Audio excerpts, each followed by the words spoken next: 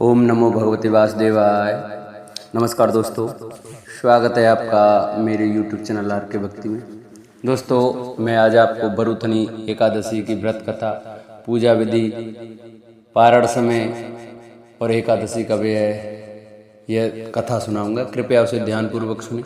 जो वक्त हमारे चैनल पर नए आए हैं वो हमारे चैनल को सब्सक्राइब करें, वीडियो को लाइक करें और कमेंट में ओम नमो भगवते वासुदेवाय लिखना न भूलें। बरुथनी एकादशी की कथा।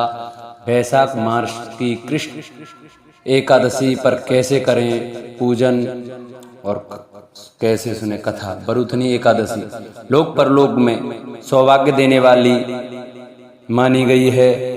वैशाख मास के कृष्ण पक्ष की यह एकादशी सब पापों को नष्ट करने वाली, सौभाग्य तथा अंत में मोक्ष देने वाली मानी जाती है।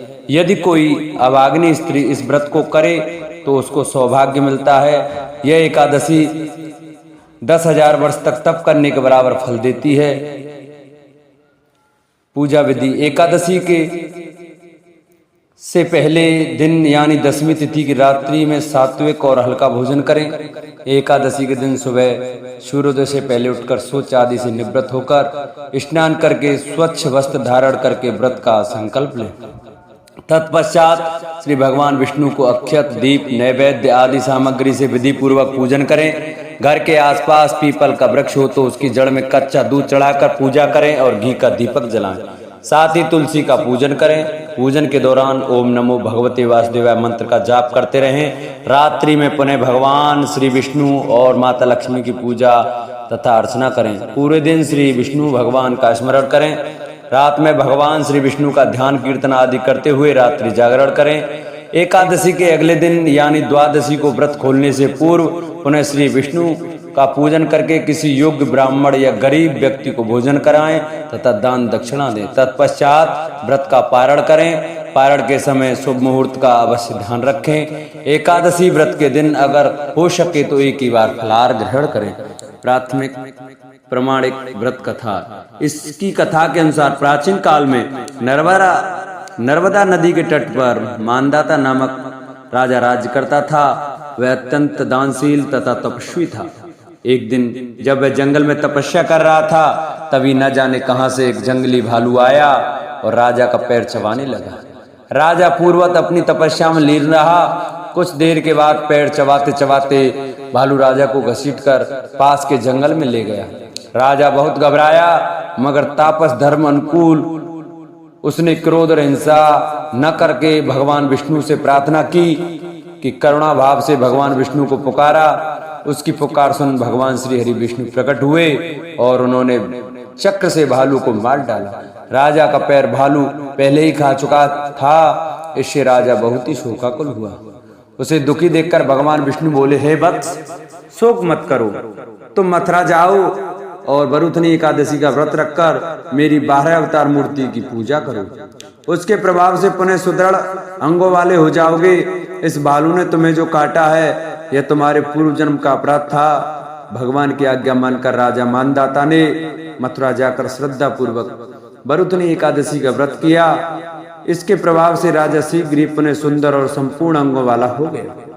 जो भी व्यक्ति भय से पीड़ित है उसे बरुथनी एकादशी का व्रत रखकर भगवान विष्णु का स्मरण करना चाहिए। इसी एकादशी के प्रभाव से राजा मानदाता स्वर्ग गया था। इस व्रत को करने से समस्त पापों का नाश होकर मोक्ष मिलता है। मान्यता है कि बरुथनी एकादशी का फल 10,000 वर्ष तक तप करने के बराबर होता है।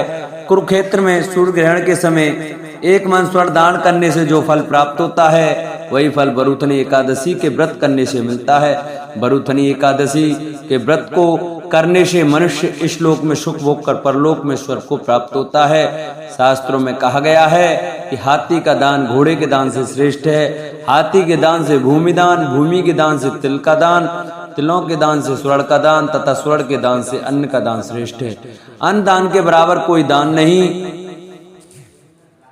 अन्नदान के बराबर कोई दान नहीं है। अन्नदान से देवता, पितर और मनुष्य तीनों तृप्त हो जाते हैं। शास्त्रों में इसको कन्यादान के बराबर माना है। बरुथनी एकादशी के व्रत से अन्नदान तथा कन्यादान दोनों के बराबर फल मिलता है। जो मनुष्य लोभ के वश होकर कन्या का धन लेते हैं वे प्रलय काल तक नरक में वास करते हैं या उनको अगले जन्म में बिलाव का जन्म लेना पड़ता है। जो मनुष्य प्रेम एवं धन सहित कन्या का दान करते हैं उनके पुण्य को चित्रगुप्त भी लिखने में असमर्थ हैं, उनको कन्यादान का फल मिलता है। इस एकादशी के प्रभाव से राजा मानदाता को स्वर्ग मिला था। मानता है कि जो मनुष्य विधिवत इस एकादशी को व्रत करते हैं उनको स्वर्गलोक की प्राप्ति होती है। इसका फल गंगा स्नान के फल से भी अधिक है। इस व्रत के महात्म को पढ़ने से 1000 गोदान का फल मिलता है। अतः मनुष्यों को धर्म कर्म करते हुए जीवन व्यतीत करना चाहिए और पाप कर्मों से दूर रहना चाहिए तथा पापों को करने से डरना चाहिए। वरुथनी एकादशी की विशेषताएं और दान की सूची। वरुथनी एकादशी कब है जानिए, शुभ मुहूर्त, पूजा विधि तथा महत्व और पारण का समय। बोलो एकादशी मात की जय। दोस्तों, आपको हमारी वीडियो अच्छी लगी हो तो अपने मित्रों को ज़्यादा से ज़्यादा शेयर करें, हमारे चैनल को सब्सक्राइब करें, वीडियो को लाइक करें और कमेंट में ओम नमो भगवते वासुदेवाय लिखना न भूलें। बोलो विष्णु भगवान की जय।